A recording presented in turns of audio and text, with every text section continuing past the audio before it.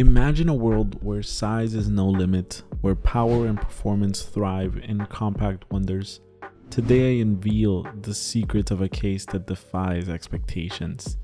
Hey, what's going on everyone? Tech with Ray here, and today we're embarking on an adventure through the intriguing process of building in the compact wonders that is the Fractal Terra case. And trust me, after this experience, I can't even fathom going back to a normal size case.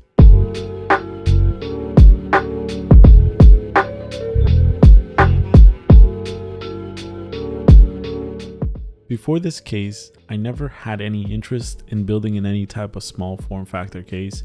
I heard it was annoying, frustrating, and overall not a good experience, so why would I even try it? On top of that, I knew it wasn't as simple to find all the pieces you needed compared to your normal mid-sized tower. Every case was designed with different GPU and CPU cooling limits, so it was just too many variables that I was not a fan of. I'm a person that wants the best performance and the best cooling, so I knew ITX wasn't even an option. But all of this changed when I saw this case at my local micro center.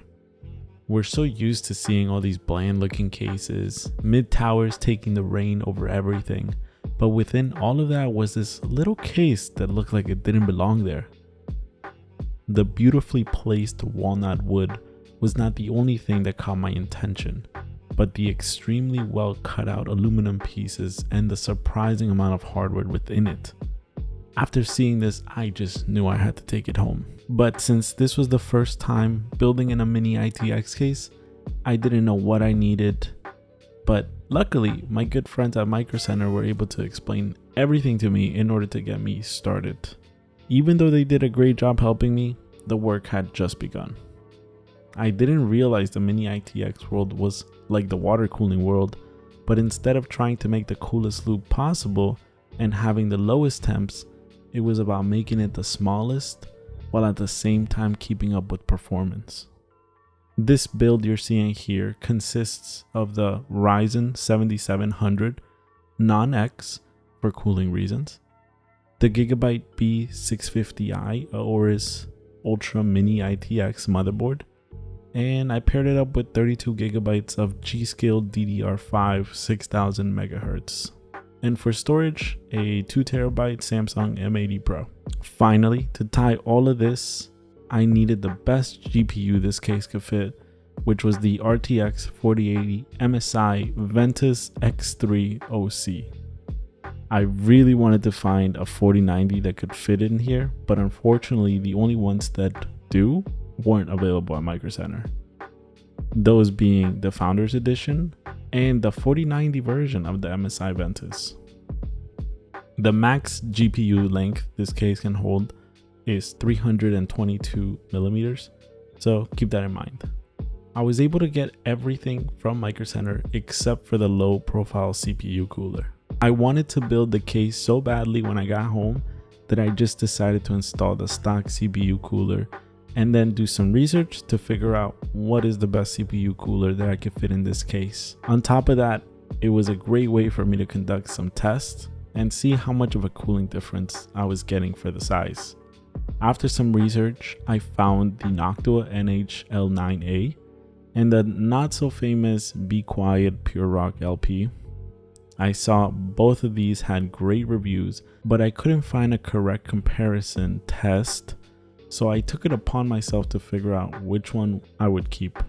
Upon testing, I found the Noctua to be the winner, with a max temperature of 81 degrees Celsius after running 3D Mark TimeSpy, compared to 84 degrees on the Be Quiet. Even though the Be Quiet was bigger, the Noctua was heavier, which seems to have affected the performance more. And just for reference, the stock cooler was hitting 70 degrees Celsius under full load, so there is a pretty big difference, but these are just some of the trade-offs when building such a small computer. One of the biggest differences I noticed, and really hope more manufacturers take note of it, is the ability to adjust the dimensions within the case. The Terra offers the ability to give you either more CPU or more GPU clearance. So you can go with a thinner GPU and get a max CPU cooler clearance up to 77 millimeters. So it's really up to you to figure out what you want to do. Building in the Terra was truly a wonderful experience. I didn't face any of the negative things that were said about building in mini ITX cases. Instead, this made me realize I couldn't go back to those brick looking cases anymore. Since my first build in 2016, I had always rocked a mid-tower case, and with my latest water-cooled build, I was using a behemoth of a full tower. At first, I didn't really mind the big cases, but lately, moving my water-cooled PC was just super annoying, and finding a place to show off the art within it was also just so frustrating. So this was a nice change. Of course, with everything there are drawbacks, and with this case it was only missing out on the ability to water cool, or at least for now. I'm curious to see what the SFPC subreddit has up their sleeves. And of course, with there being less room to play with the thermals, this is something that you have to keep in mind. With this in mind, I decided to give it a try, and after putting everything together and booting it, I am looking for every way to improve the thermals. I was able to install a 120mm Noctua fan, which definitely helps, so I would definitely recommend that. It does make the cable management a little more complicated, but honestly, shout out to this PSU because the cables that came with it were just super cooperative. So I would get this one if I were you. And like always, everything that I'm mentioning in this video will be linked down below. Now for the star of the show, the MSI 4080 Ventus X3 overclocked. Like I mentioned, I really wanted to fit a 4090 in here, but they just weren't available. And I think that's okay for now, since I would probably need a much more powerful CPU to keep up with the 4090.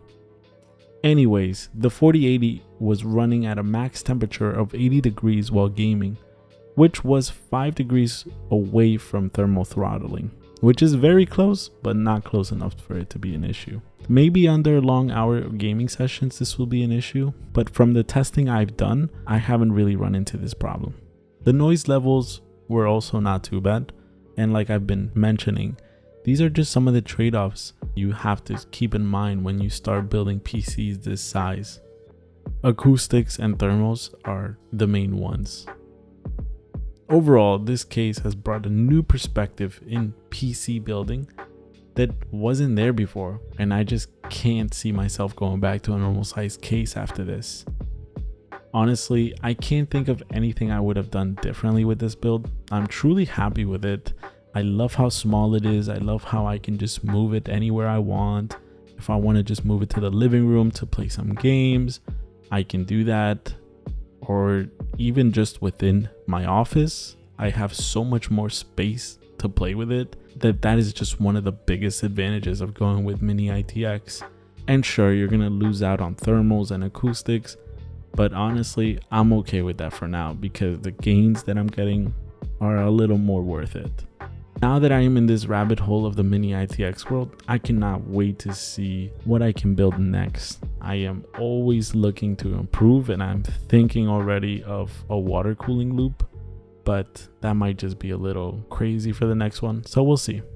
The Terra has to be one of the nicest cases I have seen in a very long time, and I hope the competition can step up to the plate. Anyways, I hope you enjoyed the video. If you liked it, leave it a like, it really helps me out. If you want to see more content like this, subscribe. And if you have any questions, just leave a comment down below. I respond to every single one, so don't hesitate. With that being said, thanks for watching, stay safe, Tech with Ray out, peace.